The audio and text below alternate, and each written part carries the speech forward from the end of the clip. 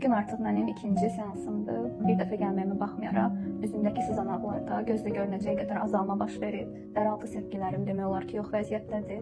Ləkələrimdə də açılmalar hiss edirəm. İnşallah ki, gələn seanslarda üzüm şüşə kimi olacaq.